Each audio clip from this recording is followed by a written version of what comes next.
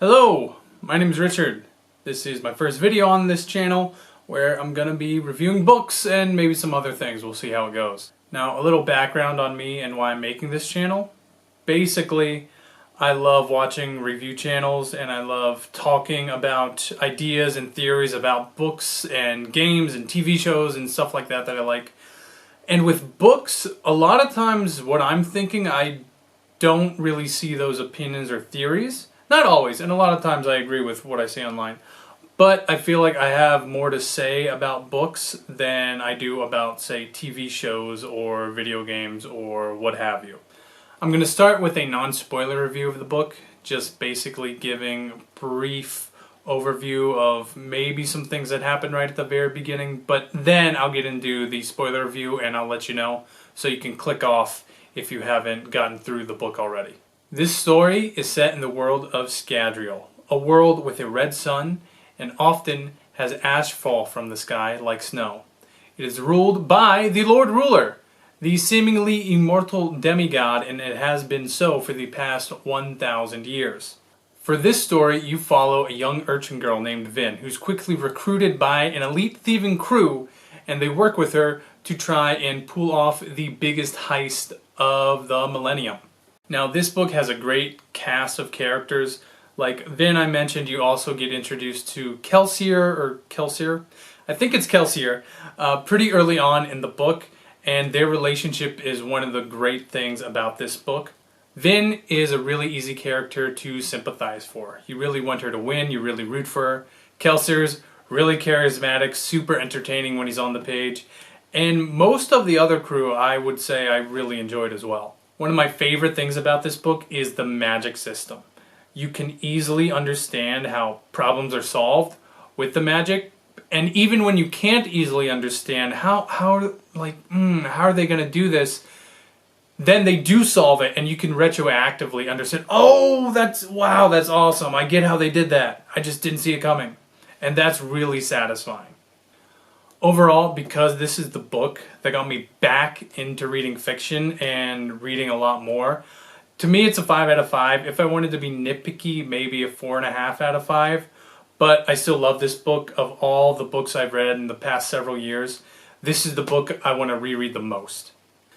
Now I'm going to get into some more spoilery stuff, so if you haven't read the book or you're still working through it, I'd say stop the video now and come back later. Okay, so to start with the spoiler part of the review, I'm going to jump right into the plot. I'm going to start with the things I didn't like the much, or really the things I'm just nitpicking at because I liked a lot of it. I like most of it. Then I'm going to jump into the things I loved because I like talking about the things I liked at the end. The first thing I'm going to nitpick on is the subplot with Vin's father. It was just kind of there. They never really explored it. Vin just sees her dad. She's like, oh, that's my dad. My brother said that's my dad. They're like, oh, really? That's an important guy. And then later when she's captured and the Lord is like, who's your father? And it's like, him. And she's like, oh, okay, he's dead now. That was kind of it. They didn't really go into it at all and explain stuff. It just started and something happened randomly and then it ended. There was no kind of going into that plot at all. Another thing, and I guess this is more of a prose issue than a plot, but it's somewhat related to the plot, is every time Spook talks in this book, I have no clue what he's saying. I have to reread and I still don't get it. Like, wasn't, I don't know what that means. I was lost on the Spook parts. Another thing is Dachshund was just kind of there for me. I was never really invested in him. I never cared about him too much. He's just kind of there. And when he's not there, I don't notice he's not there. And when he comes back, I'm like, oh, all right, he's in this book. Most of the crew I really, really liked, especially Sazed. Breeze is hilarious. Clubs is the grumpy old grandpa. Ham's just this cool family man. They're great, right? But Dachshund's just kind of there. Now, my biggest nitpick, my biggest problem with this book actually is that Elend doesn't realize Ska are, actual people. When he finds out Vin was a spy and she was a Ska, he's like, how did she trick me? Ska are smart enough to trick and deceive? Like, what? How? Okay, I get that he's supposed to be a know-it-all and this is kind of making fun of him for that, but how? How can you grow up and believe that? I don't get it. He's supposed to be a smart guy and it's so dumb. It's so dumb. That always was so weird to me. Now I'm going to jump into things I really liked. First of all, the fight scenes. The fight scenes are so good. The fight between Sean Ilariel, I don't know how to say her name, but between her and Vin, when Vin goes to save Ellen, is my favorite fight in all of these Sanderson books I have read.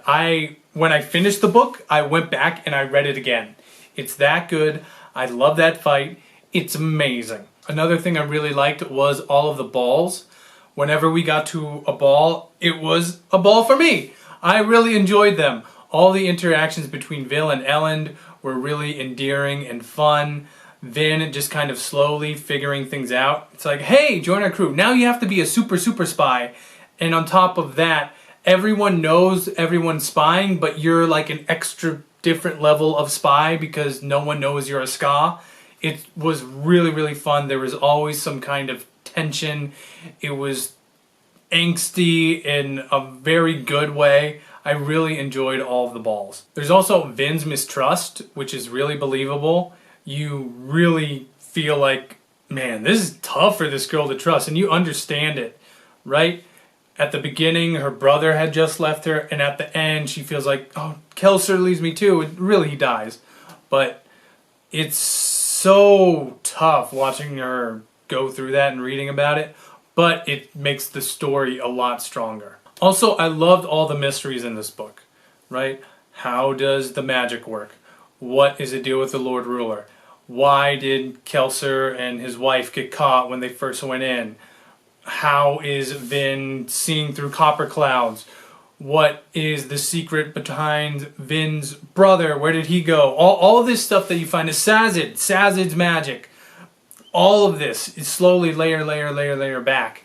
And then the ending, when you find out who the Lord Ruler is. I actually found out because I was inhaling this book at a crazy rate at the end because I loved it so much. I found out because there's a misprint. There's a misprint in here.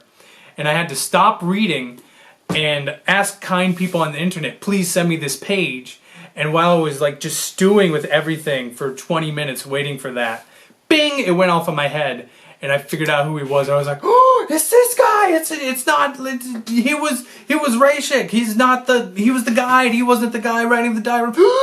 Right, that clicked in my head. Now, I did figure out pretty much as soon as Ferukemi was explained, I had the idea of, oh, he's both. He's both, right? I had that figured out pretty quickly, but I figured out who the Lord Ruler was maybe 15 to 30 pages before it's revealed. But yeah, that reveal was really cool. Then to top it off, just Kelser's plan, his whole grand plan his plan was to die, right? So he could make a religion to overthrow the Lord Ruler. That's just some next level, love for his late wife / hatred of the Lord Ruler and all of the nobles. It's just wild. Just wild. And then how he did it with the Khandra, taking his bones and then being him to kind of be like, you cannot kill me. Very just medieval, crazy, amazing stuff. At this part, I want to talk a little bit more about the characters. Vin, I know I talked about her a lot already, but I really like how she's kind of our surrogate as the audience members reading, where she doesn't really know anything about this world, and it's really natural.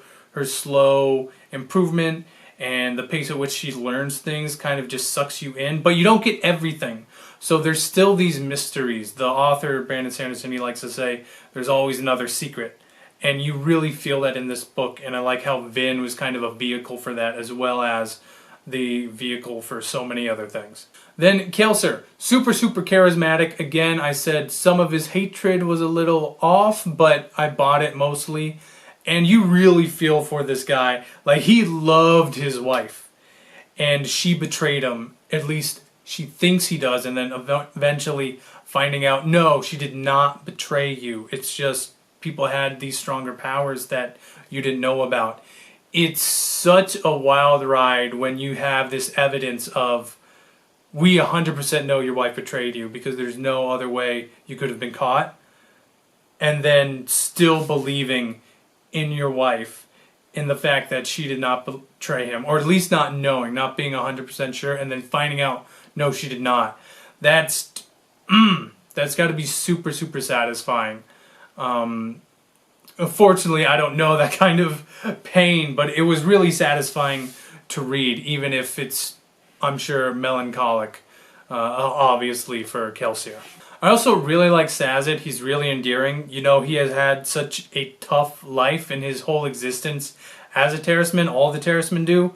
But he's like, that's how life is. I'm going to keep working hard. I'm going to keep fighting and doing what I can. I don't care if the elders say I'm like a bad guy or whatever, or if my people aren't all doing this, I'm going to fight. And that's, you root for him so badly. You want him to win. And same with all the crew. Now, the next thing I want to talk about is the world building. I wish there was more. I wish there was more. We really only get the viewpoints of nobles and elite thieves in the underground of Luthadel. Now, I don't really care about what is the chief export of the Northern Dominance. I don't care about that kind of stuff, but it would be nice to have gotten a little bit more. And we do get a little bit more in the subsequent books, but the subsequent books are a little bit different. I'm not going to say anything more than that. The other thing that's great in this world is the magic system. Again, I talked about it a little before. The magic system's so cool. The pushing, pulling, the tin eye abilities, the pewter arms. I think that's probably what most people would pick if they could pick one to have. To be a thug, a pewter arm. That just seems like the most generally useful one. But just the way it's explained and how it's used, really, really satisfying. Love this. Now, as far as prose go, this book is not really flowery, not a lot of poetic language, but there is a lot of great one-liners, and there is one I do want to read here.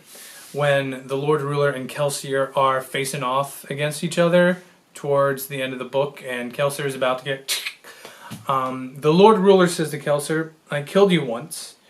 And Kelsier replies, "You tried, but you can't kill me, Lord Tyrant.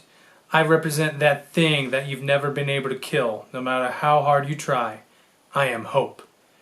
And that sounds kind of corny and cheesy out of context, but when you're in the book, it's just so awesome, and it's just such a Goku thing to say. It's so awesome. I loved this line.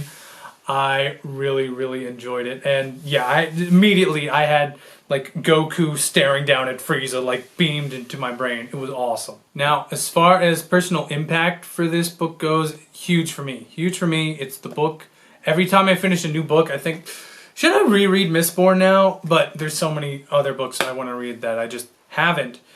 And it's the book I think about the most.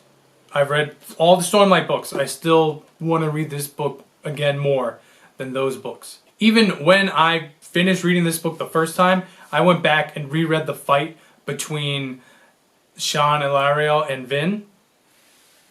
I have not done that for any other book. I have not been like, oh, I want to go back and read that one part.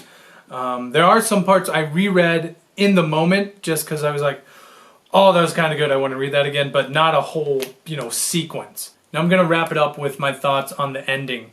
The Lord Ruler, top tier villain. Top tier villain, one of the best villains I've read. Probably Sanderson's best villain. I haven't read all his books, so I don't know yet. But that's what I'm saying now. Now the book does leave you with a few questions like, why can Vin see through copper clouds, or sense through them, I guess is a better word. And why did she suddenly pull on the mists at the end and get stronger? But it's done in a way that makes you feel like, oh, this is teasing me to read the next book. And because it was so satisfying that they brought down this empire of the Lord Ruler that lasted for 1,000 years, and that Kelsier died to do. He died not knowing if his plan worked. It's so satisfying that those loose ends don't really bother me. Alright, that's it for this book review of Mistborn The Final Empire, the book that got me back into reading. If you liked the video, great, thanks. If you didn't like the video, thanks for watching. Down below in the comments, let me know who was your favorite character and why, or what was your biggest surprise from this book. Just make sure you mark it with spoilers if you do. Alright, thanks for watching, and if you didn't like the video, extra thank you for watching. Alright, bye-bye.